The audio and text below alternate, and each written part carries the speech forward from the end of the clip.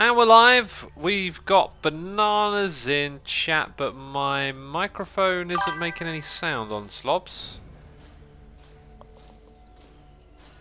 What's going on? I can see sound in... Oh, that's... What's... Can you hear me? There's nothing appearing in Slobs. You can hear me. Good, because for some reason, I'm not making any sound on Slobs. Don't know what's up with it today. I don't know what's up with it, do I? I haven't got a clue. Peeps, pre-stream music today was, if I can say it properly, Eradicate Instincts Defiled. Oh, it's been ages since I've like properly read over those song names. Song by Dimmu Borgir there from Death Cult Armageddon. I can't stop listening to that album lately.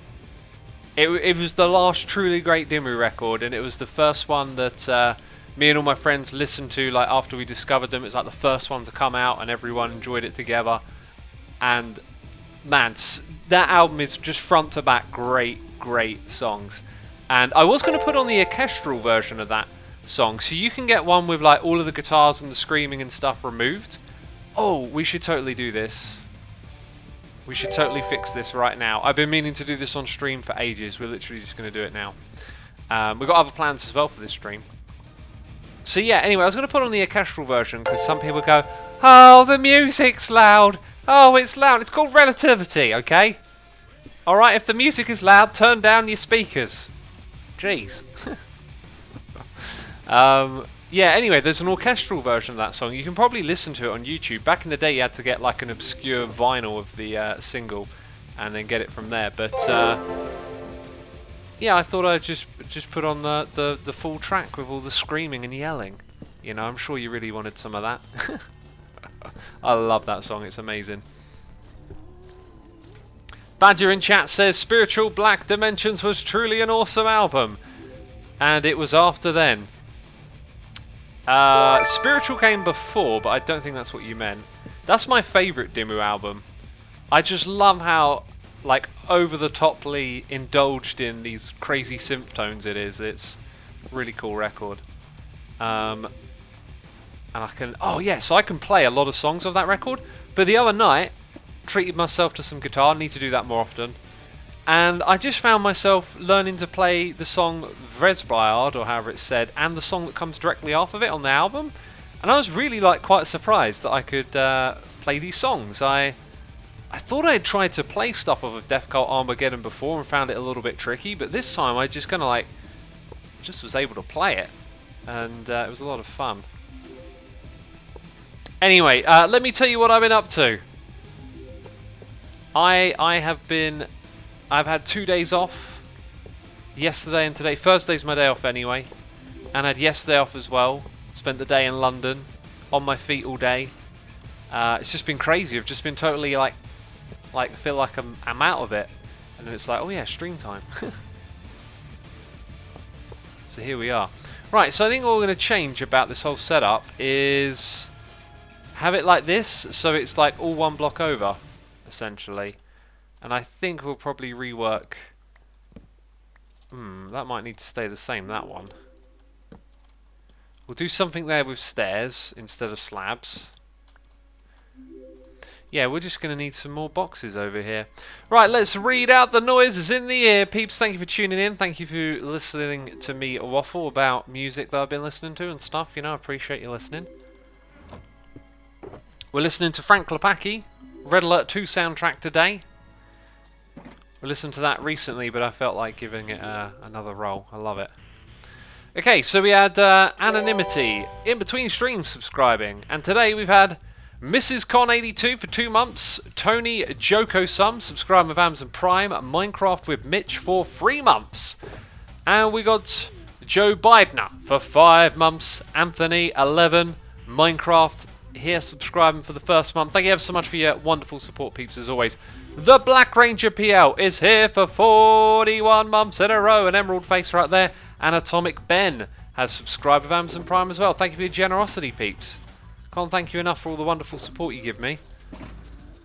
Especially here on the Twitch.tv/the Asuma. Okay, I think we used compressed ice for this. well done me, I just made a boo-boo. Congratulations, you know. I should get the greatest derp of the year award for that one. No, that was just placing a block in the wrong place, that was all it was. Okay, so now when you're travelling down here, you have to really pull in. It's a junction now. And wherever your boat breaks, these hoppers are going to pick it up. The one thing is, like, where does the player get spat out? You know what I could potentially do is reduce the amount of hoppers by using some more glass, I think. So if we were to put another 2 of these in, one here, yeah, you see it can go diagonal from the cactus. So that could be ice as well if we wanted it to. And I think we'll keep that one, but we'll get rid of this. That means that we also don't need the thing on top of it, and we change the arrangement of the blocks down here. All these little fussy little Asuma details going on right now. Oh, I've got to rotate my stairs. Actually, speaking, I do have to rotate my stairs, because hang on a minute, this is that old problem where you can't quite get it right. Oh, cheeky computer game. There we go. I'll have to do it like that. Asuma, you remind me of the Sans the Skeleton from Undertale. Now, I have not played that game, therefore I do not know the similarity. Or is it a good thing? Is it a good thing or a bad thing? Might be a bad thing, I remind you of that. I don't even know. I'm ignorant. Please inform and educate me. Yeah, we'll do it like that, and then we've got plenty of slabs.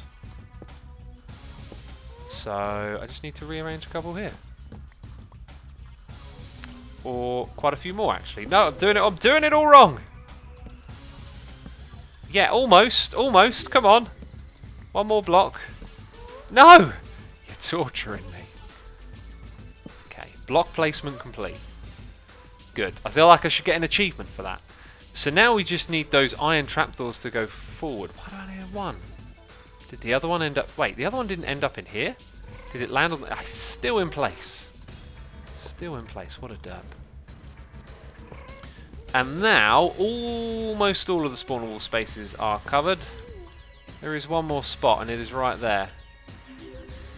I feel like you could actually push the dispenser back. You don't really need it to be directly there. I'm going to replace this with a button, like I think Doc did that at the other end as well. That actually turned out to be a good idea. So we're going to put a button in. And do you know what? We could just put another button right next to it. Oh no, we can't, because then it'll... Yeah, that's why we can't put that there, because it'll pop off the cactus. So we do indeed... Alright, now if anyone saw... Whoever put... I'm assuming it's Doc, but if anyone saw who put those signs up there, you can let them know, okay, that I've taken care of business. And that this thing has been fixed and improved. Alright, let's get this show on the road. How many does that make? Just one. Perfect. That's all we want. Okay, so that's our new thing. Basically, you can go straight along, or you can pull into the side and... Yeah, a little bit better, isn't it? Very Joe-like to leave signs, says Duke Dragon. Oh, but the message was not poetic. If there was rhyming and witty puns, and then I'd know it was Joe, right? But there was none of that. There was none of that whatsoever. Okay, inventory tidy up is in order. I'm gonna do the unspeakable. Throwing things away. Am I that lazy? I can't be bothered to organise them, that's right. That's 100% right, peeps. I just can't be bothered. The Redstone Gamer says, "Hey Asuma, I just wanted to say thank you for helping me get to grips with my mum's death 5 years ago, and your videos and your voice are super calming for me." I'm so sorry, buddy, to hear that, of course, and I'm glad I've been of help in any way. And yeah, for anyone who, you know, wants to find comfort in what we do here, what I create, and be a part of it, you know, in these streams, you are more than welcome to. And as you know, this is a place to talk about those sort of things as well. I personally haven't been affected by like a big death like that in my life. I've been quite fortunate so far, and it is one of the things I think about a lot, you know. Maybe too much sometimes, but yeah, you know, that is a part of life, of course. Right, let's get back to these noises in the ear. Aperover is resubscribing for 20 months, saying it's been many months and many more. Here's to even more. Thanks so much, Aperover. I appreciate your support. We have TY Guy TY16 subscribing with Amazon Prime, and Sir Thanks a Lot, who likes to thank and cannot lie, for 39 months, saying, I just got System of a Down tickets for June next year. I'm so excited. Have a great stream. Dude, I hope you enjoy it. I don't want to dampen your excitement. You know, I hope you have a great time watching them. When I saw them, I didn't feel like they were doing it for the music. And I also had gone and watched some of their live performances before I saw them, like, was it a year ago? Like, last download. And, like, it felt very tuned in. And I think they even said themselves it was, like, a kind of tuned-in performance, right? I don't know. Hopefully they've improved. Like, maybe they found the spark again. Like I said, I didn't want to dampen your excitement, but I think reality is better than lies, right? Like, you know, I could have chosen not to tell you, but I think I'm taking this way too seriously. This is just an opinion on a live show, right? But yeah, I think it's so Thanks a Lot says I've heard that as well. Giving them another chance. That's good. Well, as long as you heard that, because you know, I just felt like saying it really. Like, I saw them and I didn't really like it. I'd give them another chance as well, to be fair. If they were at download there, I think I'd give them another shot. I don't think I would go and see them like at an arena or anything like that now. I would have loved to have seen them back in like 2003, 2004 sort of time. That would have been a real amazing time to have caught them. Badger is here with cheers and bits, and I already read that message out. I had no idea it was a cheers and bits message, so thank you, Badger, so much for the cheers and bits. Speaking of which, Veggie Lover is in chat with cheers and bits. Now I can see those are cheers because it's decided to actually show me that in chat today. Don't forget to sharpen your pencil, otherwise there would be no point. It sounded so profound and pathetic. Pathetic? I mean, that word is too close to pathetic. That's the problem. It sounded so profound and meaningful, but actually it was a pun. Or maybe it is. No, maybe it is. Maybe it's both. Right? Maybe it's both at the same time. Because you have a point. If you have a point and something to say, make sure you sharpened your pencil. Okay? Because I know one thing. When I do these live streams and I talk to you and I talk about stuff and I make points, if I haven't sat before the stream and sharpened all of my pencils, I am just not on point. Get it? See, I used the same joke there. Point. Should have come up with something slightly different. Would have been better. Oh, I give myself, you know, I give myself a pat on the back for trying. Jeez, puns. Oh. All right. What's going on? What is going on, my homies? Right. I think we did a little thing. We immediately got sidetracked. Let's go somewhere else. Where am I going? I'm going to a place far, far away. Do you know, before I left, I thought, do I need wood for anything this stream? No. What a derp. Oh, preemptive derping again. So I do, in fact, need wood now that I think about it. I also probably want that box to come with me. Actually, better off to take this box if I have access to some nether warts. I saw some in that chest. Do I have like a stockpile of nether warts back here? Yes. Yes! Oh, the nether warts. Actually, there's not that many. There is not that many. Let's bring a chest of this stuff, right? You know. Ironically, where we're going, there will already be more than a chest of this, but this'll do for now, peeps. This'll do. Calm your horses? Is that a saying? I don't even know anymore. I just talk. You know, I just talk. They are coming to download next year as well. Are you telling me there's some sort of download announcement? Stop the stream. I'm not streaming anymore. It's over. 2020. Their headliners already. Okay, they got the date on the website. Oh my god, they announced something already. Okay. Kiss, Iron Maiden, System of a Down, Deftones, Korn, Offspring, Gojira, Disturbed, Ailstorm, Black Veil Brides, Daughtry of Mice and Men. Now, I gotta say, I think that's quite not disappointing. Okay, I'm sorry, we're now doing a download thing. I've seen Kiss a bunch of times. I would actually really like to see Iron Maiden again, but it's the same old headliners on rotation. And System of a Down played a few years back. Deftones and Korn are there every other year. Always love to see them, but again, they're just bands that I've seen like 10 times or more now. Offspring, I'd watch them if nothing else is around. Gojira, seen them a bunch of times. Disturbed, seen them a bunch of times. That's sort of like a lot of the same bands that are just in rotation year after year at downloads. I wonder if that's ever going to catch up with them, because it's kind of been known for, well, you know, a lot of this is speculation and people giving their opinions, but I hear the same thing, that people feel like rock and metal is lacking something new.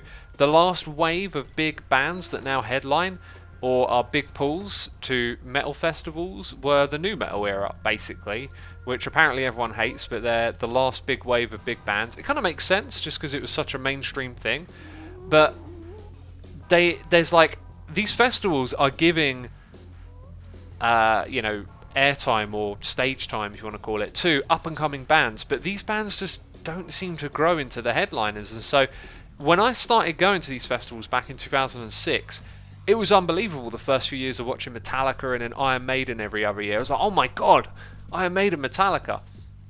And then it's still the same bands. I saw Kiss in 2008 at Download Festival, and I was like, oh my god, now I know why everyone loves Kiss. This is amazing. And then they just come back round on rotation every couple of years. And, you know, they need to give some other bands a try. They gave Avenged Sevenfold a try, which I thought was really cool. I didn't get to see that show, unfortunately. I think there's been one or two others they pushed up there a bit, but Green Day are there every other year too, says Georgie.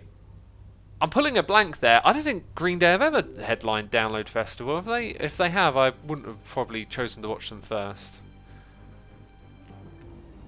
So anyway, there's basically like a little bit of stagnation in the world of rock and metal, where it's just hard to find these new bands.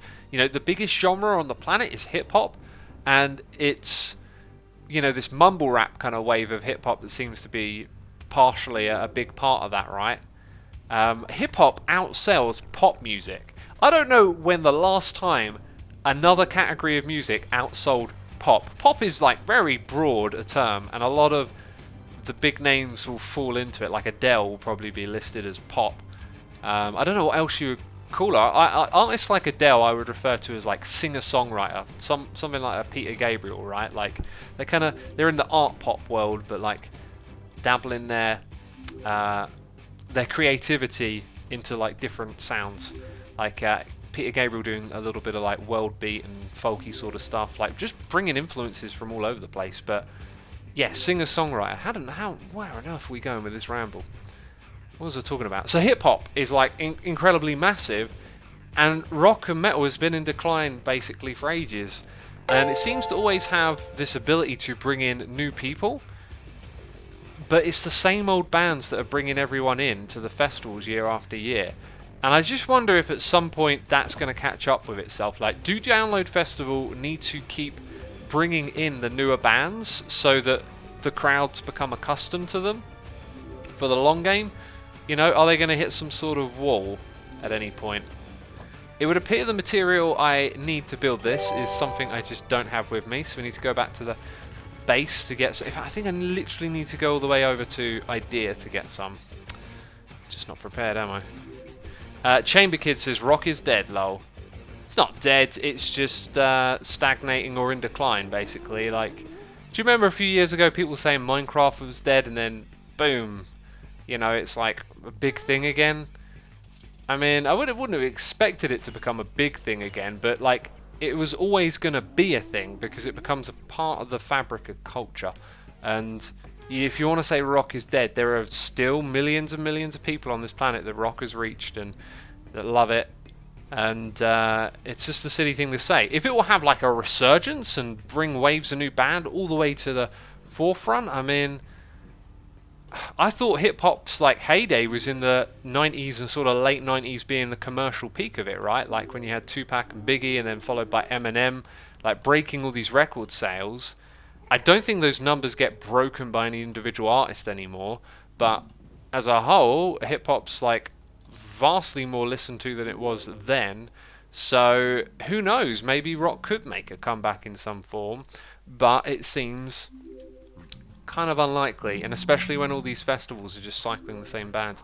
So some people have said, like, do you know Greta Van Fleet? They're a new good band. I do. I love their music. I've seen them live, and they're certainly a great new band. I think the problem that Greta have is that they are, you know, really broadly emulating the Led Zeppelin sound, and I think in order to have a band that needs to be big and revive something, they need to be new and original, and that's not what Greta Van Fleet Von Van Vin. Oh, the blocks I'm looking for ain't even here. They're not that, basically, is what I'm saying, right? They're not the thing. I might leave this stuff here, actually, because I'm going to have to go back to my base to smelt everything. And I don't have the material, and I thought I had it here. Oh, I do! Oh, thank goodness for that. Thank goodness for that desperate flicking through. That should be in my ender chest. Where's my ender chest? I've lost track of it. Oh, well done me. Oh, I needed to come back here for wood. Ha, what a derp, I forgot, but we're here, so I've remembered. Yeah, that's what I've done, I've remembered. Anyway, we need like a just something that's unexpected. That's what really works. If you look over the lineage of history, you don't really see a lot of bands that get big off of doing something that was once big. Right? Like, revival happens and it appeals to the people that were, air quotes, there at the time or whatever. And it will appeal to new and younger generations as well. But like having Led Zeppelin twice, the second time it's never going to be as big as the first in any way, shape or form. So I don't see bands like Greta as being the sort that are going to revive rock and metal. And here's another thing, like I don't even care if it gets revived or not. I love music, like, and listening to all sorts of it. I'm not so invested in one particular style that I'm concerned or worried about the future of rock. Like, hey, this thing came along, loads of amazing music was pumped out, there's an endless amount of records you can listen to, and if it's not going to be the thing people keep doing forever, that's fine. Let's enjoy the new stuff as well. Let's enjoy the old stuff. Enjoy all of it. Rock should be about adding theatre to music, at least to a degree, says Georgie. I've never heard someone say something quite like that before. You'll find people say all sorts of things about music and what it should be or shouldn't. Romeo says, the rock is dead because rock is Elvis and Beatles.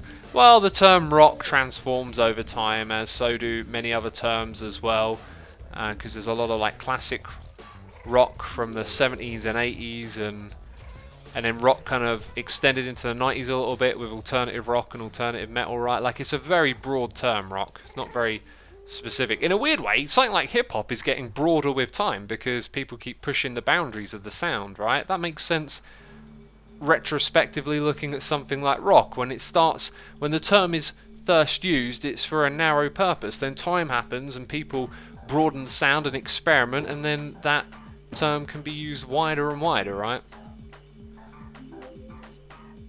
Now, I need a bed. It's there. Okay, and we actually got the things together that we need for building in this area. I'm happy, okay? Because sometimes this takes me way longer. I also got a hot cup of tea here, and we've been waffling on about rock music. Speaking of new bands reviving old stuff, what about sampling, says Shed Smiley.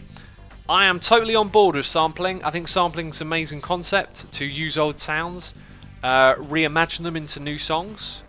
You know, distort, mix, resample. Like, I think using samples, in my mind, is just the same as playing instruments. Like, you are just using something at your disposal to make a sound. Have you heard an Author and Punisher? Asuma, says Frostmanix. Always, dude, go to my blog if you want to know and search, because yes, I have. And I've written about Author and Punisher on my blog. Right, let's go to the noises in the ear, because I'm really behind because I've been waffling about what? Rock. A wok. Been waffling about wok. Average Martin is here for 15 months. Soul Phoronix is here subscribing. Spooky Dookie for 19 months. Yellow QOW has subscribed Amazon Prime. And Baldron35 has gifted a sub to It's Loose E. Thank you ever so much for gifting the sub, Baldron. Very kind of you to do so, and thank you for tuning in. It's Loose E. You are now a subscriber. Ruffling about Wok, says Equal Cosmos. That's the one. Ruffling about Wok. We got Big Papa House in the house. In his house. For 7 months saying, hey there X, wanted to thank you for all the great content. We've had a rough time lately, and following along with Season 6 has been one of our favourite family activities. Keep up the fun. So sorry to hear you had a rough time, dude. I'm glad to hear you're enjoying the videos, though. They will keep coming your way, I assure you. I need to record another Hermitcraft episode tomorrow, actually. Need to get straight on that. JSM7777 has subscribed with Amazon Prime. Man on Fire 7782 has subscribed. Dude, put yourself out already, okay? Have some priorities in life. Don't subscribe to me when you're on fire, jeez. We got Badger Spanner gifting subs. Badger, thank you always so much for your generosity. I appreciate it. My heart skips a beat. Psychon Senti. Chitip. K3S. Shane Nanya. And Mist Click. Man, some crazy names to pronounce right there. If you just heard your name being butchered, throw that butcher name emote into the chat. Throw a love heart into the chat for Badger as well. I desperately tried not to say Banner then, and I succeeded. And thank you, Badger. Good God! Good God, brain. Figure it out. For supporting the community. We got the message from Veggie Lover that I read 15 minutes ago, so thank you, Veggie Lover. Mr. TomTom has resubscribed for 2 months in a row. Emerald Rain is here for 22 months, saying, I can no other answer make, but thanks and ever thanks. William Shakespeare. Why has he cut it off there? William Shakespeare. And that says it all. I can no other answer make, but thanks and ever thanks. I like it. That's cool. Thank you for sharing, Emerald Rain. Brogonomics is here subscribing with Amazon Prime. Toguro Joe, who's here for 12 months. Goldie face in the chat right there. That face is definitely gold inside of that chat. Talis Mansu is here for 14 months, saying, once again, I come into the channel to find you having a chat on a subject that's important to you. It's always nice to hear you holding a solid talk on a subject. One of the reasons I stay subbed. The other is your emotes. That's it. That's it. The only reason I'm subscribed to you is because you're emotes. Oh, and you do talk about stuff. I mean, yeah, like, it's funny because what's important to me is like analysing the perspective. Not so much like the rock itself. Like I said a moment ago, there's so much of it already out there, and there will be so many bands doing it for time to come. It doesn't need to be the biggest thing ever. It's just about your personal enjoyment of something. And if you enjoy rock music, I just wouldn't get invested in worrying if other people are enjoying it as well or not. Like, when you go to a festival, you certainly realise that there are loads and loads of people enjoying it. But there is this sort of attitude inside of the rock community that I pick up on in some of the like press that I follow and whatnot.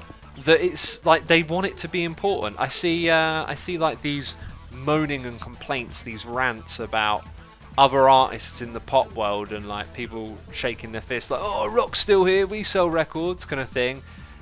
It's like, just forget about it. Like, when other people aren't into the thing you're into, like, it just ain't gonna be a big deal to them. And so you see all this like criticism being levied at like big artists who don't recognise Metallica or AC/DC, all this kind of stuff, right? Like, they moan about when there was a trend of people like Kim Kardashian and Kanye West wearing like Cradle of Filth and Metallica shirts and Morbid Angel and stuff like that. That's the thing, by the way. You can go see an image of Kim Kardashian wearing a Morbid Angel shirt. Does she listen to Morbid Angel? If she does, I hope she enjoys it. But like, I'm doubtful. I'm a little bit doubtful. Not that I know anything about her music taste, but like, that upsets some people. And then the moment that these similar sort of people the words are in their mouth of like, oh yeah, I listen to Metallica, these news journalists in the rock world are all going, oh, so and so likes Metallica, isn't it great? And it's like, you're like slandering them 1 minute when they don't acknowledge it, and then you're getting all woozy the next when they do. And just stop caring, just enjoy it for yourself. You know, that's how I feel about it. There's a little rant, there's a little vent because, you know, I've been following that kind of journalism for years because I'm interested in what happens in the rock and metal world, and I just get sick of it. I'm like, it's not really a big deal if Justin Bieber goes, I like Tool. I'm sure he does. You know what I mean? Like, why else would they say it? Yet, some people get up in arms about it. Some people are like, Justin Bieber can't like Tool, and other people are like, finally, someone in pop music acknowledges Tool. Oh, it's so silly. Lol, Bieber is a Tool fan and everyone lost it. Just let them be. Yeah, like, it's not a big deal. And the other thing is, like, why do people have to levy criticism at pop stars for being pop stars? I mean, maybe there are things that they've done, you know, like pissing in a bucket, goodness me. No, maybe there are things that, like, celebrities do at certain times or say, I might not be aware of them, that, yeah, maybe you should be speaking up and saying, hang on a minute, that's not right. But most of the time, it seems like people don't care about these pop stars until they mention something in rock. And when I say people, I'm talking about people in, like, the rock journalism community. Cool, what a waffle. I'm drinking some more tea here. Psychon Senti says, why do we get so agitated over what people like and don't like? And here am I getting agitated about people getting agitated over it. Yeah, I don't know why either. I just identify it in myself and then try and, like, you know, hey, you're doing that thing that is like a trap and is completely pointless. And because I've been doing that for so long, it just doesn't really happen to me anymore. Right, I need to catch up with noises in the ear, right? I mean, I'm being so productive with the building in the Minecraft and stuff. We got Double Moses here for 13 months in a row. Thank you so much, Double Moses. I appreciate it. We got Nick Nasty TV for 52. Oh, excuse me. Ugh. Let's try that again. 52 months in a row. Don't play MC anymore, but still here to support. Thank you, Nick. I appreciate the support. Look, if you don't play Minecraft, that's cool. You've still got to enjoy watching it, right, though? Okay? If there's one rule that we can all agree on, Oh, he logged out. I thought he was on the screen for a second. It's that I can't remember what I was saying a minute ago. We can all agree on that, because that is absolute true. I have no idea what I was saying. But Nick, thank you so much. Thank you so much. We got noises in the ear. Cheers and bits from Father of a that one. That father. Not Father of Apocalypse. Father of a doing cheers and bits, saying, hey X, have you thought about expanding tower base so other hermits could build their own style of tower, similar to your LPMT servers? Trungle City. False mentioned she would be interested in building one. Did False? False would be so welcome to.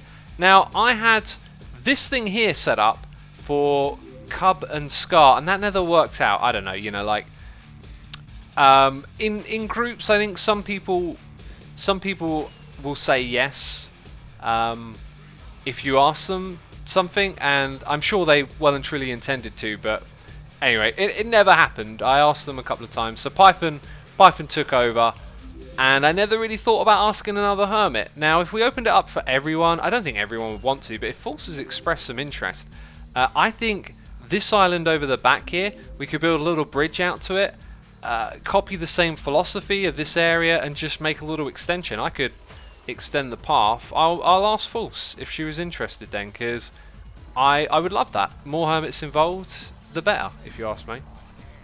Father Apocalypse, thank you for bringing that to my attention. We got Badger Spanner here saying, I think the main problem with the headliner at the big fests like Download, etc., is that they're run by the same production companies, and it gets very samey that way. Yes, I'm very aware of that. It's, especially in America, there is a big trend of like different fronts but the same companies behind it, and Metallica actually kind of really blew the lid off of that recently when they announced doing double headlining slots, which, like, I've got mixed feelings about that, because as I'm saying, I think like these festivals and the culture needs to take a chance on newer bands, and then Metallica come out doing double headlining sets. Like, it's an amazing thing to do, but at the same time they're taking away a headlining slot from potentially another band, in a way. I mean, I don't want to get too deep into that, because I don't think it's really a big deal to overthink it. But there's definitely something to be said about that, right? I think there is. Live Nation mostly, yeah. I mean, that's the reason ticket prices get jacked so high, because they have exclusivity deals on many venues now. I'm doing a really bad job of doing anything at all here at the moment. So I should probably get my camera account on here to help me start figuring out how to build this whole thing again. Because I can't remember. I don't remember. I don't recall. I got no memory of Redstone at all. Okay. Definitely going to boot up the camera account and get that in here. Fluorite DH, a subscriber of Amazon Prime. Valendis is here for 2 months saying, always love your vids and live streams. You have a soothing voice while I work. Thank you so much for the nice message. I'm glad you enjoy what we do here. Oh no, don't do that to me now. It's going to log me out. Oh. This is really annoying. So the Minecraft servers have been on the fritz lately. Loads of people have been talking about it, but they just stop remembering that you're logged in, which is really irritating. Human Pork Rind is here, resubscribed for 21 months in a row. Thank you so much. We also got Viking Valatrix with cheers and bits saying, X, real quick, do villagers need skylight access to breed? I do not know. I would refer to the wiki and keep in mind that the wiki could indeed be incorrect. But thank you so much for your cheers and the bits. I appreciate it. I'm sorry I couldn't have answered your question.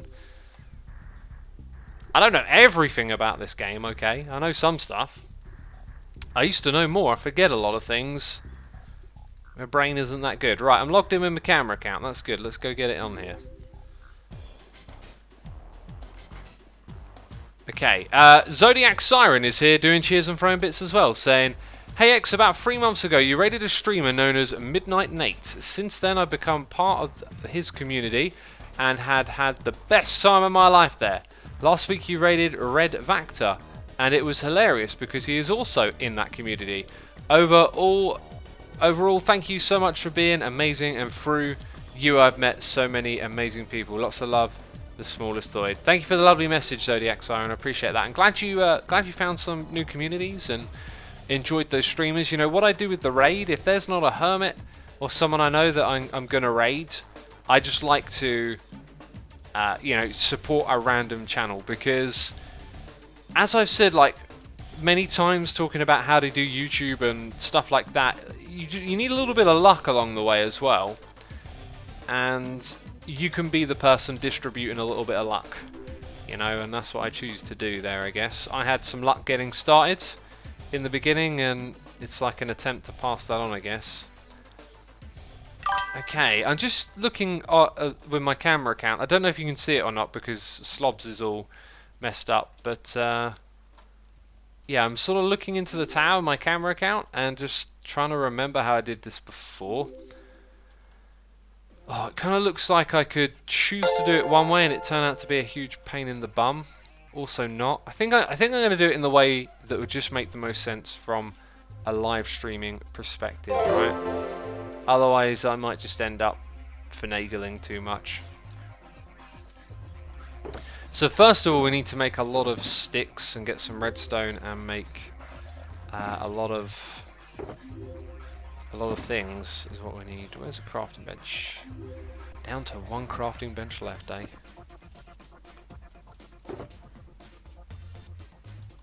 Okay. Hey X, I collect meteorites. What do you think about collecting?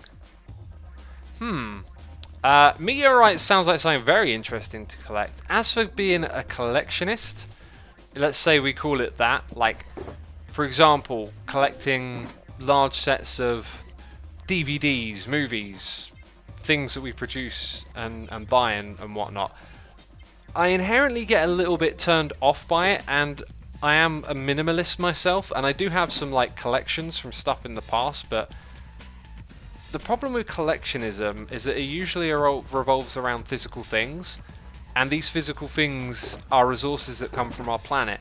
And so if we're going to face potentially some sort of crisis where we're going to run out of resources, or we need to be more economical, I do look at things like that as collectionism as being sort of a problem, but like I'm never going to point at someone and go, "Oi, you shouldn't be doing that." Like, not that kind of problem. I just think whatever you see going on around you, you've got to multiply it, right? Like I don't like cars very much, and I will go, you know, out on my bike, out for a walk, out for a run. I even drive in my own car, which I don't do a lot. And I will just see cars parked down the sides of the streets, cars parked in parking spots, cars parked on grass, cars on the road, just endless cars. And I'm thinking, this is just the one little town that I live in, and there are cities. And like, if you just multiply it, you know, in the county area that you live in, there's hundreds of towns like this. Then it's thousands, and like then you start thinking about countries and just across the globe, there's an insane amount of this going on. And so collectionism is a part of consumerism, right? That people gratify and try to fulfill parts of their life through purchasing things, through ownership. And I think on one level, I can understand that. I can understand having things that give you value, maybe little trinkets and objects. But then that stuff can kind of get out of hand when you collect a crazy amount of it. And I think you can have an unhealthy relationship to that stuff in the same way you can also have a positive relationship out of it. For me, I think I steered clear of collectionism quite instinctively because I suffer with choice paralysis. Now I say suffer with it, okay, right? I'm not asking for your sympathy, okay? I'm not in any kind of agony or pain. But it's like my mind kind of like locks up and freezes when I get presented with a lot of choices. So like when I go shopping, I have to like already know everything that I'm going to buy. If I try and go in there and just like, hey, wing it, I'll pick some stuff and make meals with it, I just get like, my brain just hurts looking at all the options. I don't know what to pick, and I can't pick one because then I have like, actually what I would have, you might call FOMO, fear of missing out. So then it's like, oh, I've gone to the shop, there's all these options, and there's this thing that like I could have had. Like I could have had that one, but I brought this one. I don't know what the difference between them is, right? So I think that kind of steered me off of collectionism early on, just because, well, one thing, I didn't have a lot of money to collect anything when I was younger, but also I could just see how like, oh, now you got this one, now you got to get that one and this one, and then you got to get the limited edition and the weird obscure one with the strange print from when they made it in some other country. Like, you know, like some collectionism gets deep like that, right? Like people want to get all the obscure misprints and whatnot. A little bit of collectionism I did, I guess, was probably Pokemon cards when I was a kid. So I do know, I have done a bit of it. And I've still got them all in a box, just tucked away, and I'll never use them again. And I've taken quite a bit of pleasure in throwing away stuff that I knew I was never going to use, and then sort of the years go by, and you're like, yeah, that was a good idea. Like I threw away PlayStation 1, PlayStation 2, N64, and I kind of like the idea of like busting out the old N64 and playing those games from your childhood, but I've learned the lesson. 99% of them are just naff. Like, it's just not the same experience once you're older. Gaming gets better with time. All things tend to get better with time. Nostalgia is rosy tinted glasses. Some things really do hold up well over time. A lot of them don't. And so playing those old N64 games, going through all that pain in the bum to set it all up, took so much time, and then it wasn't really worth it. Kind of learned my lesson that I should just be like, hey, you know, that was then. I'm going to have a PlayStation 4. I'm going to have a PlayStation 5. Like, I don't need an N64. So don't hold on to it. Don't hoard it, basically. What was this? One little question in chat, and now we go off on a rant. Anyone else got something they want to throw into the discussion here? Mining Magma says, thrown or recycled to a charity shop if it can be recycled, or you should not just throw it in the bin. Yeah,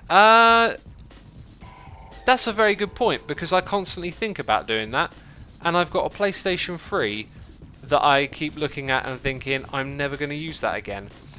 And then I think about a charity shop, and then I start thinking, or remembering, that there is a charity that actually specifically deals with getting old consoles and putting them in the hands of kids who are sick and ill and don't have access to things like that in a hospital. And I don't know I don't know what I did. You see, when I say threw them away, I've got a feeling that I just gave them to family to like take off my hands and do what they wanted with them. I think they sold it in a car boot sale. It's coming back to me a little bit now, because I wouldn't have just thrown it in the bin. I hate doing stuff like that. But I didn't do the charity thing, and I've wanted to do the charity thing. So maybe when I get a PlayStation 5, I'll put the 3 and the 4 in, or something like that, you know?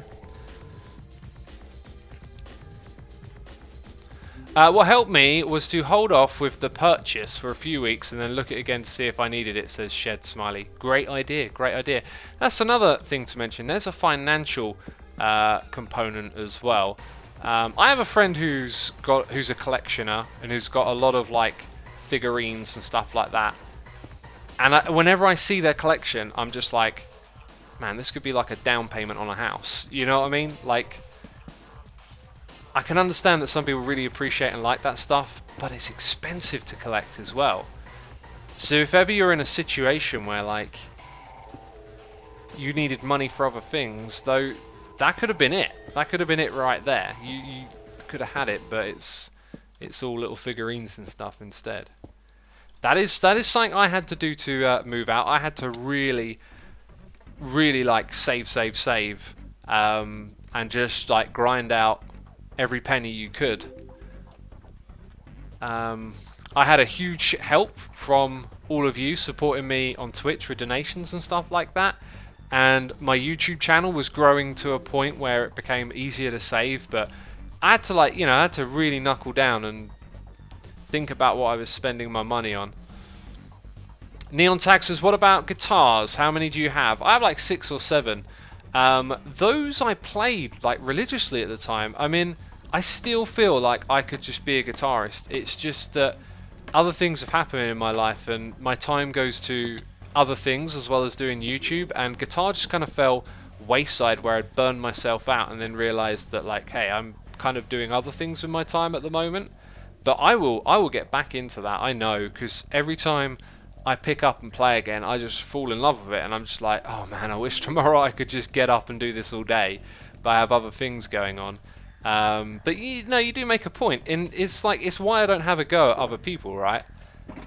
In fact, in general, like judging other people, you'll probably find some of the judgments you make could easily fall back onto you.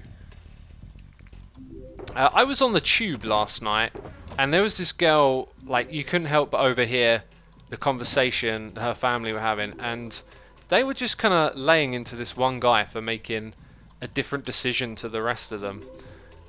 And it just kind of reminded me of this thing that, like, what you say about other people says more about yourself. If you're sat there talking about someone else, like, you're talking about your own perspective of them, and there's a lot of insight that could be had there. This girl, like, really seemed to thrive on the idea that her sibling would in some way have some sort of misery or punishment inflicted on them for making their own decision contrary to what other people wanted to do. And you couldn't help but not listening because they were talking really loud and were right next to them, but like, I learned more about her than I did her brother, right? Basically, I learned a lot more about her than I did her brother, you know? And I'm not casting judgment either, like that's a way of thinking. That's a place you can end up in where, you know, you're focusing on other people's miseries.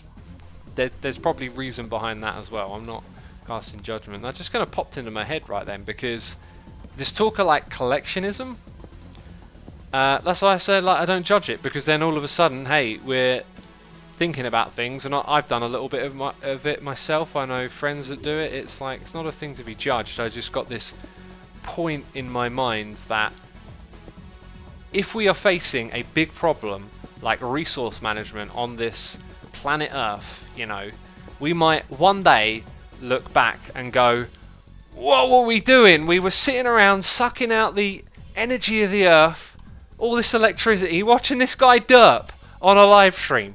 You know, was that really a good use of our resources? Because we've ruined the planet. Oh no, Asuma ruins the planet with his derping. You know, Oh, look at this computer is sucking out electricity. Look at all your computers connected to mine, eh? How many people we got watching? Oh no, 1,500 people wasting the planet's resource on this derp. Oh, goodness me. You see what I mean? Do you know what I am saying? Oh. Lol, X ruins the planet derping. Exactly. Exactly. It's all my fault. I have solar panels. Haha, says Chase. I want to get solar panels. But here in the UK, I'm not... don't know, some up and down stuff about if it's worth it or not. And I do want to weigh that up properly, like, hear about people getting ripped off, but I'm like, I don't mind like getting solar panels and them not being profitable over a long period of time. That's kind of not why I want them, you know. But like at the same time, you don't want to get sold them by some company that's being predatory, right? That's like preying on people's. Oh, we want to be green. We want solar panels. Yes, let's put solar panels on your roof, in the place where it only, you know, the sun only comes out one day a year. You know. Like, they'll still sell you the solar panels. It's their business model. They want to make profit. That's what I want to avoid. I need to go back to my base and make the pistons. Oh, I just did not think any of this through. So there'll be redstone and iron at my base. Let's make sure we've got a bunch of wood, and then we'll grab some cobble while we're over there. That we will do. That we will do. I'm going to make a couple of notes quickly. What was the other thing? Right, and I need to catch up on noises in the ear. Those noises that are in the ear. I am so far behind again. Isn't BuzzFeed fun? Is here subscribing with Amazon Prime. I don't really know a lot about BuzzFeed. Don't they like occasionally post really ridiculous videos like manspreading? And manspreading is an interesting topic because ever since that was brought to my attention, like, I now notice it. Like, I sit down and I manspread. And I think it was just yesterday being on the tube. It's like, all the men were manspreading and all the women had their legs crossed. And do you know what I think? I think there's nothing wrong with that if that's your natural position. Like, man or woman, if you want to have your legs wide or cross them, that's fine. I think being aware of it is something that is probably polite to realise, hey, you're pushing your legs into, like, the space of the next chair, right? But then these videos that appeared on BuzzFeed where it's like so combatively aggressive about it, I don't know, it's just like, you could just point this out to me and be like, are you aware when you sit you spread your legs like this? And I'd probably go, oh no, I wasn't. I'll keep that in mind now. Thanks. You know, I don't want to be shoving my legs into some people next to me, right? But no, it's some like combative thing. And then there was a video of some girl throwing water on some bloke who was sitting there like with no one else around him, spreading his legs. It's just so, oh. Disturbed Puppy says, shouldn't spread, I think that's supposed to say, farther than one's shoulders. There shouldn't be a rule about it. Like, it's silly to have a rule about it.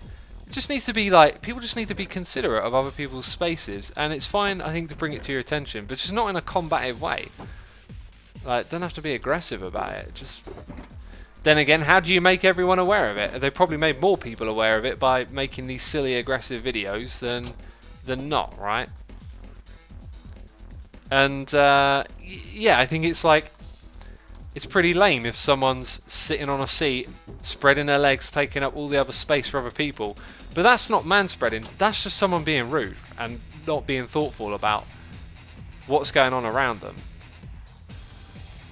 Anyway, you know, it made me aware of it, and it's totally a thing that I do. It's just how I sit. I don't know. You know, it's probably just biological. I should have a big box of iron here. Where is it? Where is the big box of... Well, I guess I don't have it. Oh, this means I'm running low on iron of all things. Goodness me. It's a question of respect for the people around you. Nothing to do with manspreading or not. Taxaban, that's pretty much what I said a second ago. I know you wrote that message after, but I couldn't agree more. That's how I see it as well. Badger says I'd make a joke, but it's PG here. All right, apparently it's PG. I haven't said it's PG. What about all that effing and jeffing I do all the time, eh? That's not PG. I just don't give a shrimp, people. I just don't give a shrimp. Or a fudge, as it goes. Alright, let's go make some pistons. And we need a little bit more iron, I think.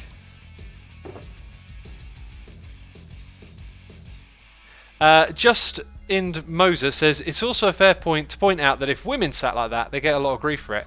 I don't think so. I've seen women sit like that since the whole thing was brought to my attention.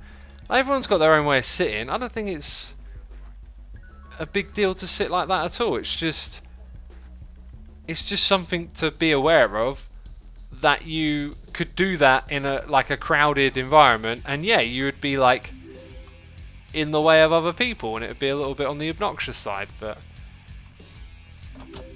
anyway.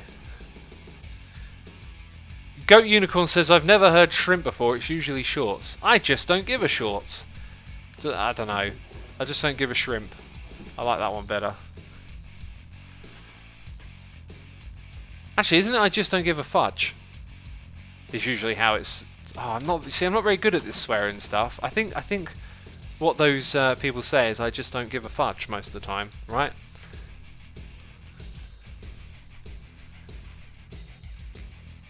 Eat my shorts, says Badger. Classic. Classic. Haven't heard that one in a while. It wasn't me. Okay, right. And I need more iron. Time is running out. I need more iron. Does that get me there? Almost. Oh, this is a song I used to play on guitar. I told that story last time this song was on though, so I won't bore you with it again. It's Frick! What the frick? I didn't know it was Frick. Son of a biscuit. I like that one. I shirt on your dock and... I'm just not going to read the rest of that. I just realised where this is going.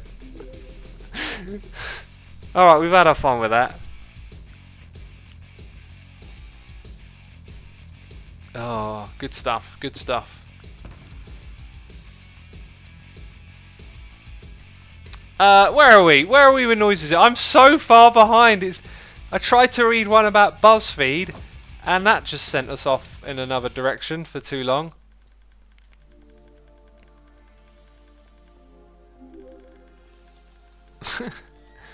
Oh, chat is enjoying this one. Double Moses says, see you next Tuesday. That is rude.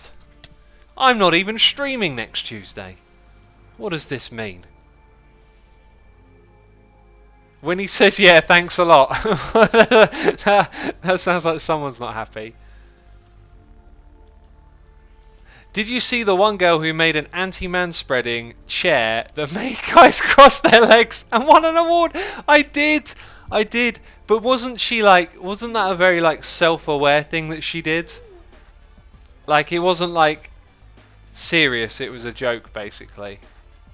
A Tuesday, that's when you chew. Oh, Tuesday, yeah, the way I say Tuesday, yeah, guess what? Oh, brilliant. Brilliant, brilliant, brilliant. Right, noises in the air. I just don't know where we are anymore. Where were we? Herminator is here for 8 months in a row. We must sleep in a bed quickly, peeps. Blue Broccoli, I'll tell you what, I wouldn't eat broccoli if it were blue, is here subscribing with Amazon Prime. Thank you ever so much for your Prime subscription. We got the one and only Nobby Nuts with us from the land of the Upside Down for 40... Oh, jeez! No! I must not perish in demise! This is the end, good friends. This is definitely the end. Or not. Okay, it's not the end, never mind. I thought it was the end for a moment there. Oh, it's the end! It's come down! Oh, it's the end and it's on fire! Oh, okay, it's not the end. Never mind. We got Matsibu here for 10 months. Also, SS Flowers SS. Thank you ever so much. I appreciate your support. We got Broxorox1 and Extra Seth subscribing. Thank you ever so much for that tier 2 subscription right there. Appreciate it. We also got Badger Spanner doing cheers, throwing bits, saying, just chucking bits before I leave so your harp skips a beat. Facepalm. Have a fun stream, yo. Badger, I saw you in chat a minute ago. Oh, that's lies. That was 7 minutes ago. No, I'm messing with you. Thank you so much for your support, Badger. Appreciate it. Hope you have a great rest of your day. And Broad Andrew is here, subscriber of Amazon Prime. Broad Andrew, thank you for your broad subscription. Excuse me, that was in no way funny at all. Excuse me, now I've got some sort of indigestion. Wow, quality content. Quality content.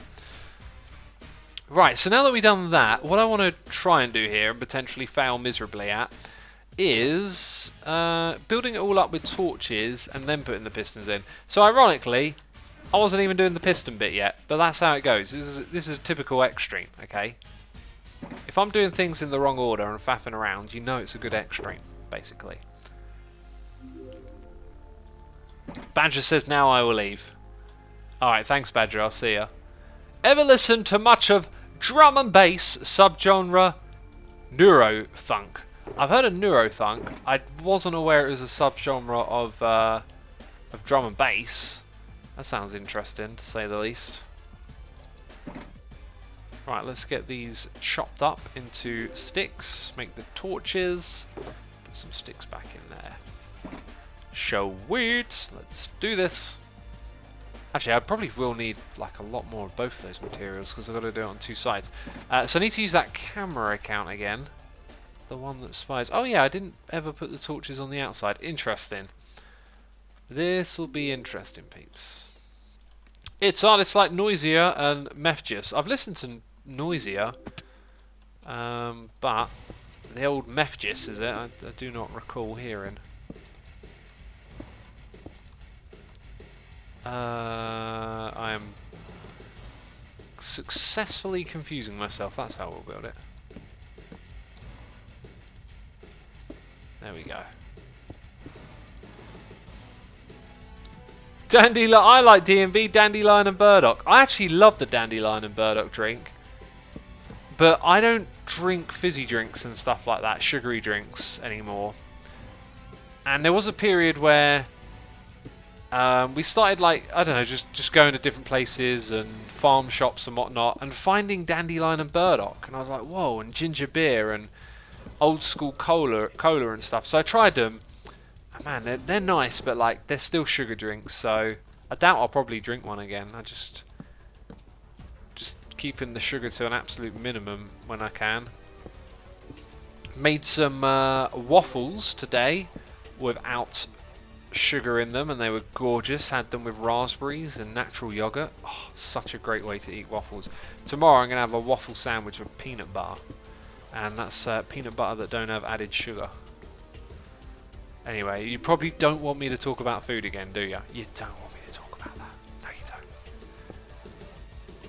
Same, I don't drink fizzy drinks much, but I do like some of them. Says Tuxpan. Yeah, I mean, I'd like them too, but I'm so aware of what sugar does to my body now. And I've got to say, there are ones that I don't know, like a Coke or a Pepsi Max or a Fanta. I would have quite liked those at one point in time. But I've gotten to a point where, like, having so little sugar, not only do I know what it's going to do to my body, like, the taste is just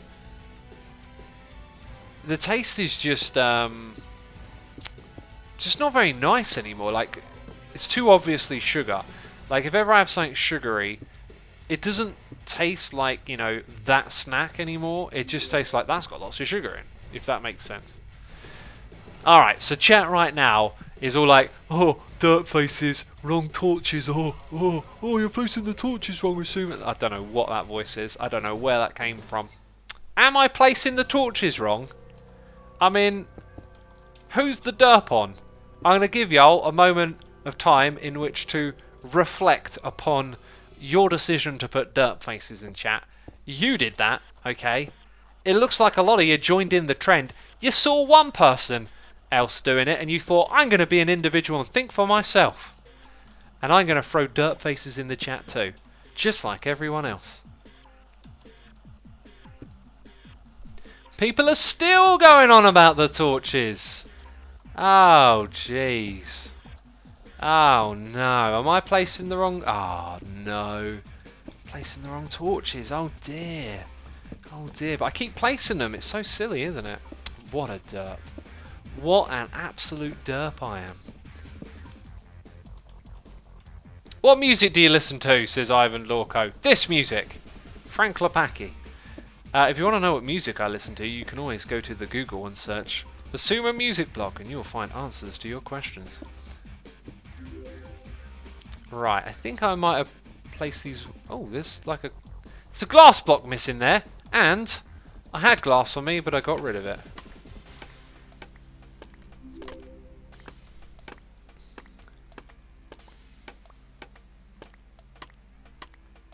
Winnie T. Ford says X is the biggest troll of them all. I made no mention of the torches. This is all coming from chat. I have made not one mention of the torches. This isn't me. I'm not trolling. Chat's trolling itself as far as I'm concerned. That's all I'm seeing right here. I'm seeing some self-trolling going on. I in no way instigated this at all. In no way instigated this at all.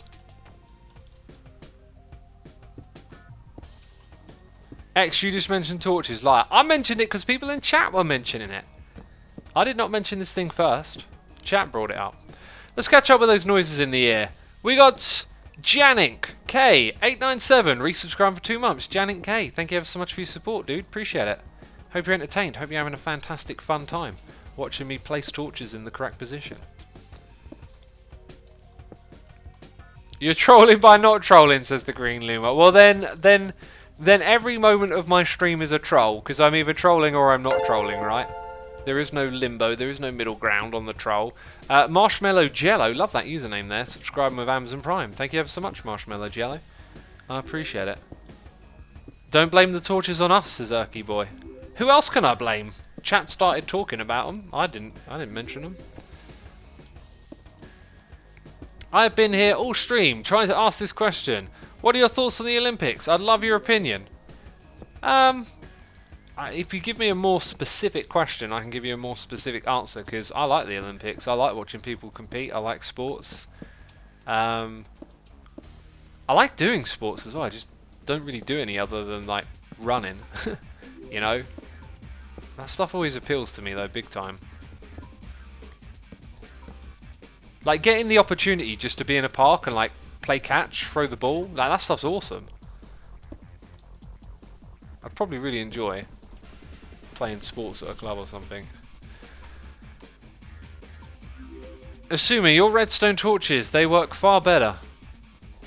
Well, they're really good at sending redstone signals. These ones, however, a bit questionable. The old redstone, the old regular torch, right? We got a noise in the ear from Dark Zelda 12. Dark Zelda, thank you ever so much for your subscription. I appreciate it, and I hope you enjoyed today's stream.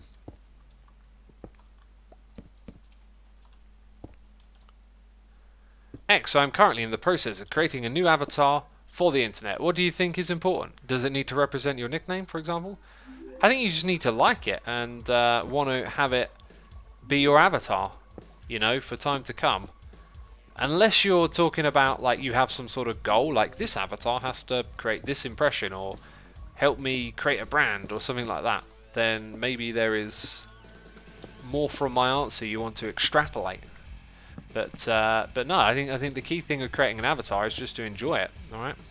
I've always liked avatars on the internet. I'm from the old school generation of using nicknames and not, you know, putting your own pictures online and stuff. Like that's just the generation I'm from. So I've always kind of liked that stuff. Hence why I've got a nickname, and hence why, you know, I upload videos of my face to the internet every day. Not today though. Facecam's disabled today. It's turned off at the moment.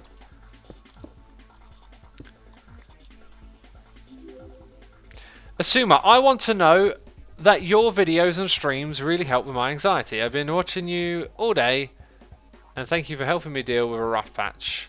Thought you'd be glad to know that, says Navy Blue Bell. I am glad to know that. Thank you for sharing that. I hope, however, like reading that, I hope, because I get a few of those messages from time to time, I do hope that you've heard like some of the things I have to say about anxiety and dealing with it. Because I know when some people say that, they simply mean that, hey, I've been able to take my mind off of things, right? Whereas I like to give advice about that stuff as well. Advice that I hope is sound and useful for people. And you reminded me of something. So, for the longest time, like, when I open my comments on a Hermitcraft episode, it's just memes, right? Everyone's memeing all the time. Everyone's using this format of, like talking about themselves and other people from, like, a third-person perspective. And it's alright. I mean, it's funny, but when I open up my comments, I want, like, feedback. I want to know what people thought and felt about my videos. And I don't get a lot of that anymore, and that's fine. That's just the way it goes, right? Things change. The comments area ain't going to be the same forever. But my last video really brought a load of that out, and it's one of the things I didn't expect by making it. So I did not have a lot of time to make my next episode of Hermitcraft because I had 2 days off, and so I just started to think about, like, what other things could I do. And I started thinking about my old worlds, and then I just had this idea to, like, go through them and see how my bases have progressed over time. In doing that, I also found a couple of old Minecraft worlds that I think I thought I'd lost forever, or I thought I'd lost forever, found them a few years ago, showed them, forgotten about it, and remembered again. I've got a vague feeling that those worlds at the end of the video I might have actually shared, like, on a live stream or for some sort of special event. I don't think I showed them in a video. But anyway, I found those worlds as well. So I could make this video where I just sort of went through all my old bases and talked about how they progressed. And I really like the angle of putting my own perspective on it, of like we're not just touring them, okay? Because everyone's done the tour videos. This is about, like, talking about what the base is and how it's changed season to the next and what I've done to grow. And it really, really worked. And I just, unexpectedly, because again, comments are usually just memes and stuff, unexpectedly just got a load of that. And I was like, this is great. I didn't expect that, and I'm really enjoying reading about it. Another thing I'll mention, Asuma Says channel, all of you people commenting over there, thank you. It's brilliant. I appreciate all your comments, because when I open up an Asuma Says video and go look at the comments, it's all feedback. It's all just, like, back and forth, and it reminds me of when I first got started with YouTube a little bit. Now, I reckon, let's say the Asuma Says channel becomes a thing, and maybe it grows and takes off and loads of people watch it. I wouldn't be surprised if the comments kind of transformed into that, like, sort of like talking as if I'm not there, which is what happens on a lot of big channels. So I see a lot of comments that are just, like, aimed at other people in the chat, like, oh, when did Asuma do this? When did Asuma do that? It's like, you can direct that question at me, but people don't tend to do that anymore.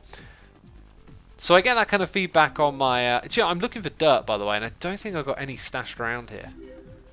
I can't think of any project. I think over here we might be able to save a trip. I think there'll be some dirt underground. Anyway...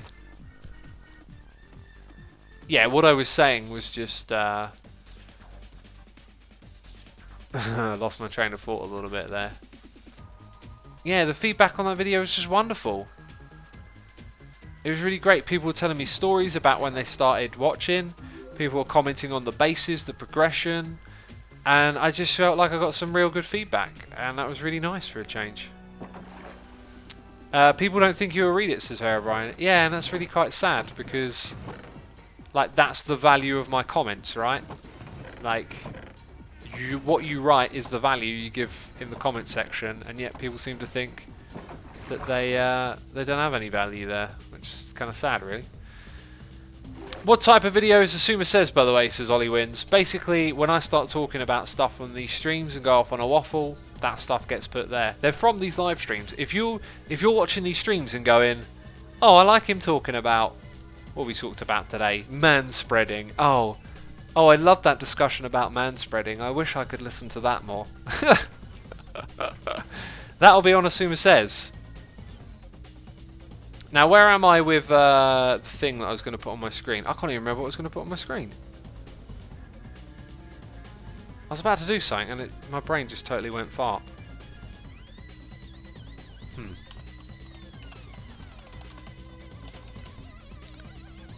Whatevs. Let's go figure out how we're doing this next bit. I was totally going to do something and my brain just went blank. Father of Apocalypse, reading my mind. That's exactly what I was going to do. I was going to plug the Asuma Says channel. So you can see the link on the screen. You can... Don't tune out of this live stream. Open a new tab, okay? Jeez, you were going to close the live stream and go to that channel, weren't you? You cheeky devil. Oh yeah, I'm supposed to put this on the ground. And then... Wrong box. Wrong box. This is the one that I'm looking for. Do I need the hoe? I think I do. I also need some melons. Do I have any melons? I gotta go find melons now. Jeez. Anyway, Asuma Says, that's the name of the channel. You know, it's not called something else. Something else was taken. I had to go with Asuma Says. Glyphinx is here, resubscribing for 35 months, saying getting so close to the 3-year mark now. I can taste it. Kind of derpy. Kind of derpy indeed. That classic derpy 3-year mark.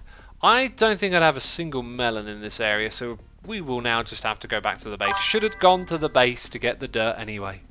Glyphinx, thank you so much for your support. We got Marshmallow353 resubscribing for 3 months, saying, "Hey X, don't comment enough on your vids, but they are all amazing. Loving every single stream, video, and month being subbed. By the way, what all the mods are allowed/not allowed on Hermitcraft?" Oh, what mods? Well, we'll come back to that in a moment. As for not commenting on my videos, don't bother, I don't read them. Never read comments on my videos.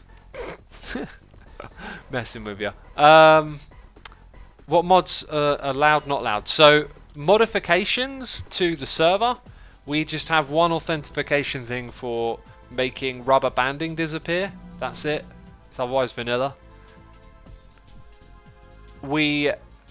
Client-side mods, you're allowed to do some things that are basically not game-changing or cheaty, you know. Use your noggin. Like, we're all adults here. Like, everyone's capable of making a proper decision, right? What is rubber banding, says Monty Mole? It's when you're moving in the world and then the server doesn't get the information of you moving and it moves you back. So if you ever played on a server and you find yourself just all of a sudden you're a few blocks or meters behind where you were a moment ago, that's what we call rubber banding. It's where the client and the server go out of sync, so it keeps pushing your position back to where it thought it was. Now, I don't have any melons over here either. Do I have to go rummaging in some sort of dusty, cobweb-ridden mine shaft to get some melon seeds? Ugh. Ugh.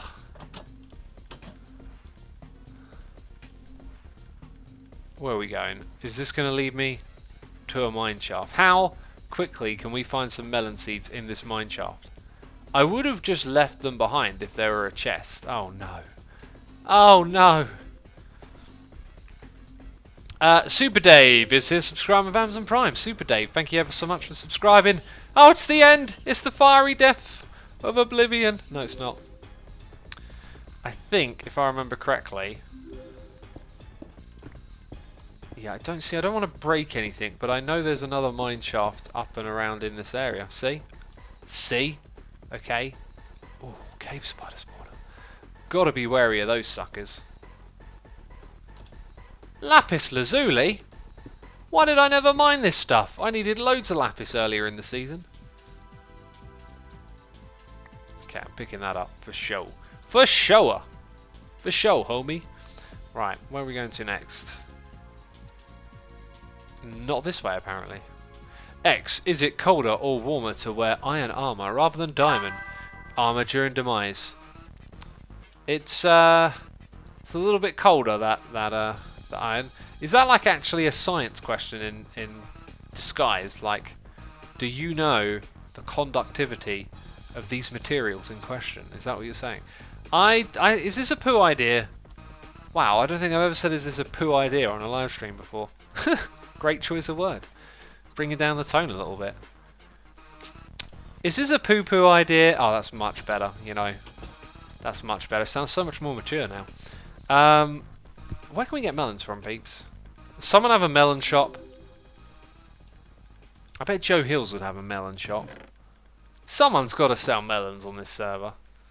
Idea, says Neon Tag. We don't sell melons. We could sell melons and pumpkins. Now that I'm setting up these farms for it. Cub has one, apparently. Right, we're going to storm Cub. Hashtag storm area Cub. Okay? He's not online, though, so we can't do that. Oh, jeez. Melon shop in the mall, says Echo Heart. Yeah, I was thinking that. We'll head over there and see if there is one. Morebrick77 is here for 7 months in a row, unironically. Appreciate it, Morebrick. Also, Eager T, Edgar. I don't know how to say your name. I'm so sorry. For 7 months of support. Thank you ever so much, dude. Appreciate your subscription. Steal from Mumbo, says Nick Sand. Steal from Mumbo. Why would you get me to steal? That is just not a way to treat a fellow hermit, is it? Jeez, imagine if I told Mumbo you wanted me to steal from them. They're in his base. Double doors on the left, says Logical Geek Boy. Aha. If Storm Area Cub becomes a thing, then we know where to go. We had a customer in idea, but I don't know who it was. But they brought some flowers. You know, letting you in on a little bit of spoiler in the next episode. iTrade has melons. Oh yeah, iTrade does as well. Cool. Right, so down we go. So, green area. Green is for melons, right? Melon! Oh, yay!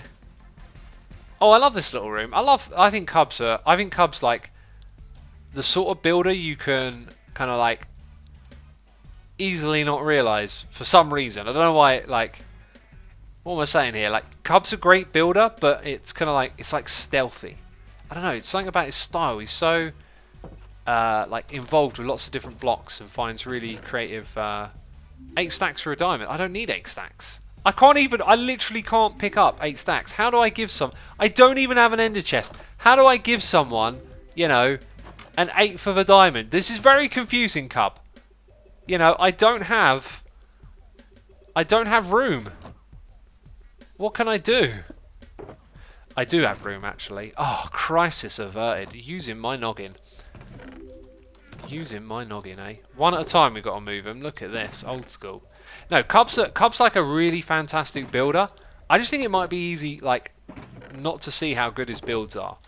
And I don't know why that is. I don't know how to describe it, but like, I've always liked his style of playing because I watch his videos and I see his builds on the server. But some of the stuff he's done this season has just kind of made me realise how like great he is at putting blocks together and creative. But in a way where it's like, why did I not notice that before? You know? I don't know what it is. I can't put my finger on it. I probably sound like I'm talking like some utter nonsense. I may come again if I ever need melons again, although I am using them to build a melon farm, that I will say. Covers a very vibrant and colourful building style, which is a nice contrast to all the rustic, which is usually portrayed as the best building style. I think Goat Unicorn just summed it up, like, in one little sentence right there. That's exactly it. It's the vibrancy of the builds. I tend to avoid that level of vibrancy because it can look a bit garish, but Cub's build don't look garish, and yeah, you're right. You tend to expect, you know, that rustic sort of rumbled down slabs mixed into the floor. You know, everything's kind of organic, very much like a B-dubs kind of style, right? Like that's often seen as like top-notch building, and it is top-notch building. We're going to the wrong place. But yeah, it's not the only way to build, right? But rustic isn't the best as the real like cheese. You know, like it's completely subjective what the best is or not, right? But I'm speaking in terms, and I'm thinking of terms of like, what do you commonly see being touted as like a really great build style? And it's usually stuff that's like a little bit medieval and a little bit rustic, you know? And I think if you think about the block palette that's in the game, it really lends itself to that. Lots of varieties of wood. It comes in different shapes. There's logs, there's strip logs. If you wanted to go into building stuff like we're doing here, skyscrapers, you're not going to be able to do it with wood. And you have less blocks to pick from with the skyscrapers, right? You can see there's like 3 key blocks in rotation around here with the old wooden and rustic type stuff, you've got loads of blocks in rotation for it. Concorp looks amazing, says Chamber Kid. Doesn't it just? Doesn't it just? Right, I don't know where to start here, because... Okay, I guess we're kind of done with the torches. Gonna need more of those blocks. Gonna need a lot of dirt, pistons. I fixed that, so... that gets to be put away. There we go. The bone meal we need for the melon stuff. And the melons are in here. Right, now if I grab a stack, that'll give me seeds. I need seeds or slices. Chess monster, says Captain Hater. Yep, chess monster has appeared. Fantasy builds like Tango's base in Hermitcraft Season 5 are pretty top notch as well. Yeah, that was an incredible base. Incredible. Right, it's 1 for 1, is it?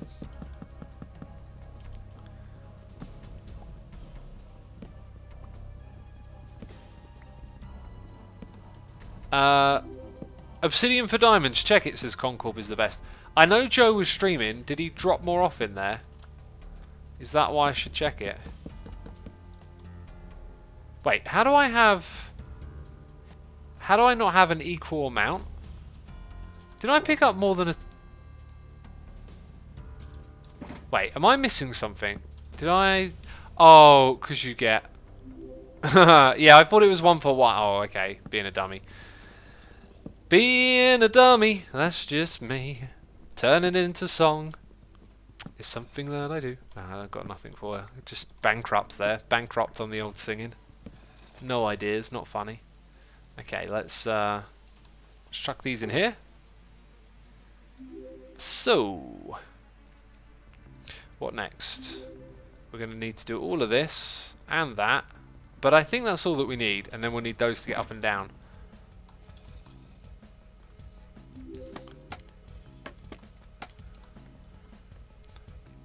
Okay. Power Prism says, can you try Gearamon's Elytra course? Gearians. Oh, I haven't done that course in a while. Right, pretty sure we do that. I'm going to look at my camera account. So we would do that. We would hoe the ones in the corner. So I need access to my hoe. We put in the seeds. Growing them up with bone meal is another thing. And then put in the piston. Right, so I'm not as prepared as I would like. I do actually have everything I need though. So let's shimmy on these things.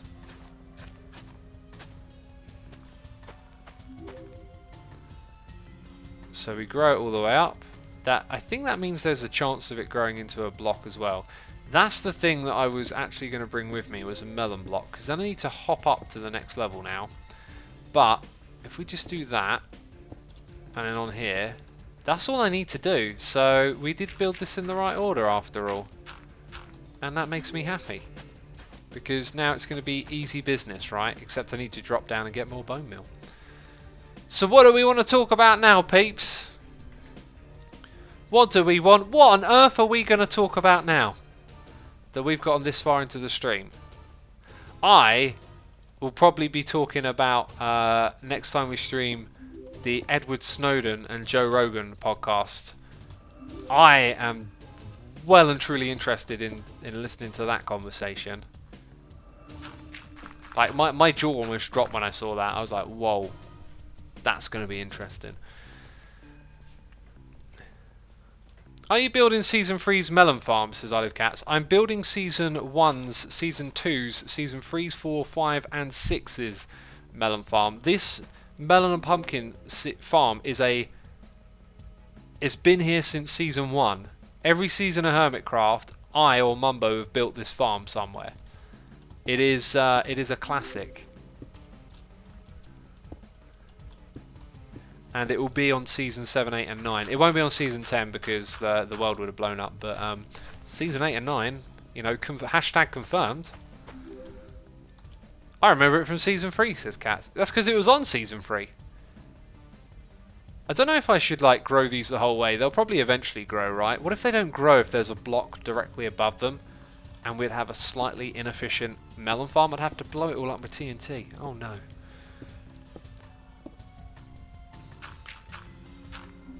Do you have a lisp, says Navy Bluebell. I mean, you've been listening to this stream. It should be obvious by now if I did have one. Oh. What about the observers, says Crispy Pigeon. What observers?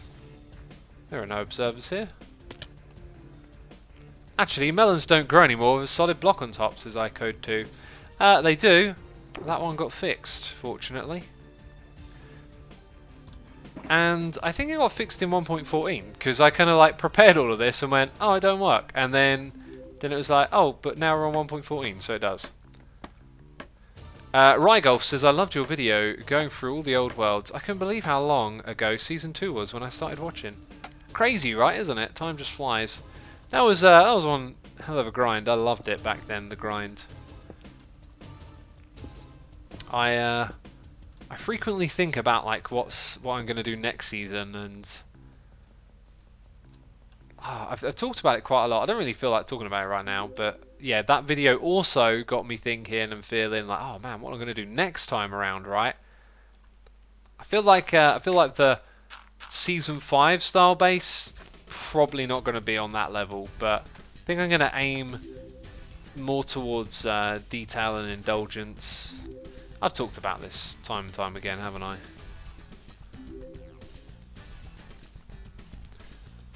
Joe refused to sell you obsidian, says Big Shark Gaming. What? He refused? He's my #1 customer.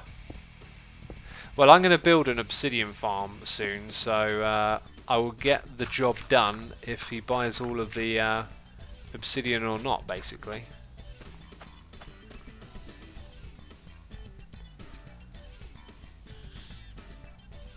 Did I just hear a weird, funky scream? Joe won 15 blocks of diamond from Cub fan, so he won't need it now. Wow, 15 blocks. That's crazy right there. Oh, now I clocked onto what you're saying. He's not even going to need the obsidian for a while, right? I need to find a way to win those diamonds back from Joe then, right? Hey, do you happen to have 15 diamond blocks? Come play this crazy new game. Only for people with 15 diamond blocks. If you have 16 diamond blocks, get out of here. This game isn't for you.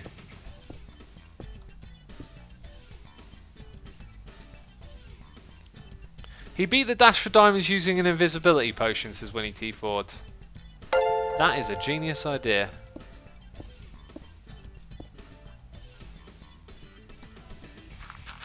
Oops, right.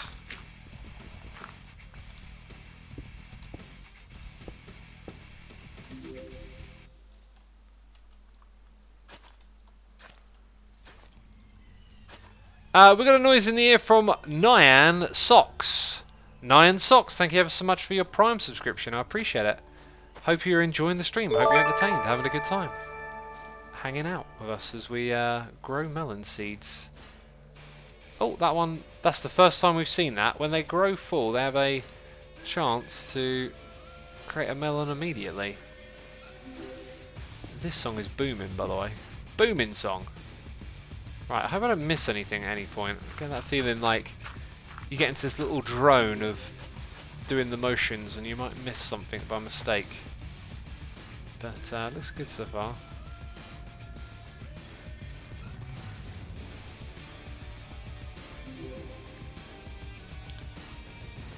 Are you putting water in to hydrate the farmland? I am not. Water breaks this farm design as it goes, so we have to put all the crops in place and then leave them be. And that'll work, that'll be fine. By the way, I don't think I really need my camera count on anymore. I do want to check the height, like... Yeah, I think I need to trim off a little bit off the top of mine, because you only need 3 blocks to stand in up there, but we'll get there in a bit. I have seen your YouTube videos, and if you don't mind, what's Hermitcraft, says Lego Ego. That's not your name, but I'm calling you Lego Ego. Lego my ego. How about that? That's your real name. I rarely have anyone ask what Hermitcraft is. Amazing. Hermitcraft is an SMP server that's been going on for many a year on the YouTube and the Twitch. And me and all my fantastic Minecrafting friends play on here together, and we all make wonderful videos that come out very frequently. If you want to find out more about who's a part of Hermitcraft, you can go to hermitcraft.com and get a feed of all the latest videos. Now that's the thing, we're primarily for videos, however a few of us regularly stream on here as well. What does SMP mean, says Saber? It means server multiplayer, if I remember correctly. Could be getting that wrong, but I think that's what it stands for.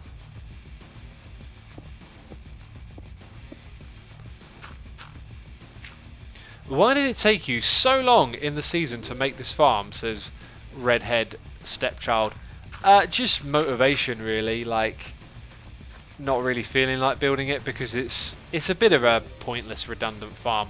What I don't really want to do is make like an episode on YouTube about, hey, look at me building the same old melon and pumpkin farm. So I try to do it in live streams, and then I'm usually kind of like sucked into whatever I'm working on at the time. But as it happens to go, like Tower Bay's almost finished, and I've wrapped up a lot of projects this season, and I'm really kind of kept on top of a lot of what I'm doing. And so I'm at a point at the moment where I don't know, like I feel like I need a new project, and 1.15 will bring about a couple of new projects, but I feel like I need something a little bigger to get sunk into. And I've had idea going, but when it came to this live stream today, I thought I don't really have anything else to do but something on my list, and this was on my list. And I thought Tower Bay is getting a little bit nearer to completion. We did a bit of storage room work in the other stream over there, and so things are kind of slowly coming together, and so it's probably a good time to actually do this, which I think it is. I'll probably finish this up for my next episode and start it off saying, hey, those two towers that we talked about a gazillion months ago, they're done, they're here.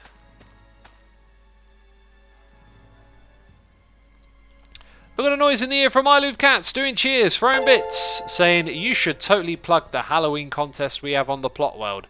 Also, meow. Yes, I should, Cats. And the best way to find out about it is to go to our Discord server. If you're already in there, fantastic. If you're not, discord.gg/Asuma. We have a community event going on our Plot World server. Now, it's not the same IP address, but we have a Plot World server that's free to play on. A Plot World is a place where you can claim a plot to build in creative mode and invite your friends, build things together. It's really cool. But we're having a Halloween contest go on. So if you're part of our Discord server and you go to the announcements channel, you'll find the IP address, the links to the stuff that you need, and you'll be able to participate in a couple of Halloween competitions. I believe there is a communal plot where everyone gets to cooperatively build to create something big and fantastic. And then there is also individual plots where you can compete, and there'll be some judging going on and some prizes handed out and stuff like that. You know, it's a competition, you know the deal. So yeah, that's going on in our Plot World and Discord community at the moment. Asuma, can you please tell me, how will the pistons be activated? Will it be a clock, perhaps an observer, or maybe a daylight sensor? It'll be activated by a clock that runs rather infrequently, because I do not really care much for having a large supply of melons, basically. How did I manage to goof that one up and place it totally the wrong way? That, I just wasn't paying attention, basically. I could not have been paying attention.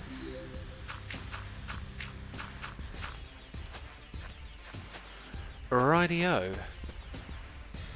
Hey, you probably doesn't remember me, but you wished me a happy birthday to my friend, and he got really excited because he really looking up to you, so thanks, says Wallboy. Glad to hear they enjoyed that. Awesome. Oh, I'm out of bone meal. Ow, my shins! And we're playing Demise. Is there a tutorial for this farm design anywhere? Is it your design, says Dan Hampton. It is. It is my design from the very first season of Hermitcraft, and you can find a tutorial on it if you search Asuma Void Melon and Pumpkin Farm. It was like a little early classic. Like every now and then you get these videos that kind of pop off, and that was like one of these early ones that sort of grew to about 100k views, which like blew my mind at the moment, right? And it was kind of like one of my first little successful videos, I guess. But what was really successful about it was just the communal response. People really liked that in the first season of Hermitcraft, I just started setting up communal farms for everyone else. And they liked the way that it looked and it fit in, and even the Hermits. So I remember the Hermits giving good feedback, and that was really cool because this is like my first time playing on a multiplayer. Well, actually, it wasn't my first time playing a multiplayer server, right? Played on GeoMine. But like, I guess first time in a different sort of environment with people that were all making videos, and that kind of feedback was really good to get. We got a noise in the ear from Det Pikachu 1517. Thank you ever so much for your subscription. We got Alex Tiffin here doing cheers and throwing bits, saying, "Don't go into the Comcorp boardroom as Cubfan has rigged a trap for the exits." Ah, has he now? Isn't he on the Alive team? Isn't he supposed to be helping us stay alive? Rigging traps is kind of a dead thing, I thought. I thought those old deaders did that. Anyway, dude, thank you for the heads up. I appreciate the cheers and the bits. We got Stefan RBK resubscribed for 4 months saying, "Just got here. You pranked Mumbo already?" We pranked Mumbo so many times this stream that no one wants me to prank Mumbo anymore. You know, you won't see a single prank Mumbo message in chat. I can tell you that right now because they are sick of it. We've only just stopped pranking Mumbo today. Thank you so much for tuning in. We also got Alex Tiffin subscribing as well. So thank you ever so much for your subscription as well, dude. Appreciate it. Oh, it's technically not meant for demise. I see. Got ya. Is it an old trap or is it something he's just built recently? Because it wouldn't surprise me if it had been there a while. This is actually where the farm is supposed to stop, I believe. Yeah, this is it. So now I can kick out my camera account. Get off the server, you. Okay. You're not doing anything here. And we can do this and just let it be. We can leave it alone. It's done. Finito. Didn't take a lot of time or effort, did it? Alright, let's skedaddle. Let's aim like that. There we go. Now we can steadily descend without taking damage. Karat Kavat, thank you. Whoa, for the nice message. Glad you like Tower Bay. Tower Bay's looking stunning. Really great project, actually. So, Season 6, like, my base is that one small contained place, but this is bigger than that base. This took more time than that base, believe it or not. Actually, the base over there was pretty grindy to put together, I will say that. So now that we've kind of established a lot of what needs to be here, what is that exactly? It's a sign, isn't it? Or is it? It's a sign. So on both sides, the drops will be able to make their way to the storage system. I haven't devised like a system to activate the redstone, apart from that. And the thing is, I can't rip out the floor because there's now a room below it. I think we might have to make something that's on display. I think we might have to go into Creative World for a minute and create a timer or something like that. Like, I could put in an EFO hopper clock maybe, but it would be a bit of a squeeze to put it on display in here. Now, if I wanted to run redstone, I could actually just run it on the floor. I mean, you don't see people do that very often, for obvious reasons, but I could run it onto the floor and just have a clock over here. I could put one over here, one over there, but I'd want something a little bit more compact than an EFO hopper clock, so some sort of like super slow randomizer is in order. I'm going to have to think about that, because I don't know what that's going to be. But I guess that's our next challenge, right? The Gumpool is here subscribing with Amazon Prime, and Yellow Harold is here for 43 months in a row, saying boom, there goes another 43 months, Asuma. Do you know the artist Mr. B and the Gentleman Rhymer? I do not. Sounds like a rap thing. Oh no, I'm gonna die! Oh jeez, this is the end.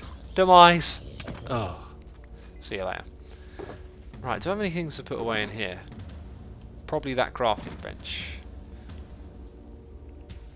Comparative decay clock, says It's a Vines. That would fire way too quickly. I mean, I want something super slow, like once a day, if even that. You know, it's pretty much like, what's the slowest thing you can think of? Well, the slowest might be too slow, right? But yeah, slower the better, basically. Okay, let's get this stuff put away. It's all got a home, and it needs to get in there. I've got excessive pistons. Do we have room for torches? We do, we do, we do, we do. This junk can kind of hang out in my inventory for a minute, can't it? And then that goes in there. Organisation, peeps. This is how you do it. This is how you play this game. Got to be organised. Okay, that one's next. This isn't a... Yep, that's one of my other project ones. 2, 3, 4, 5. And we're good. We are good.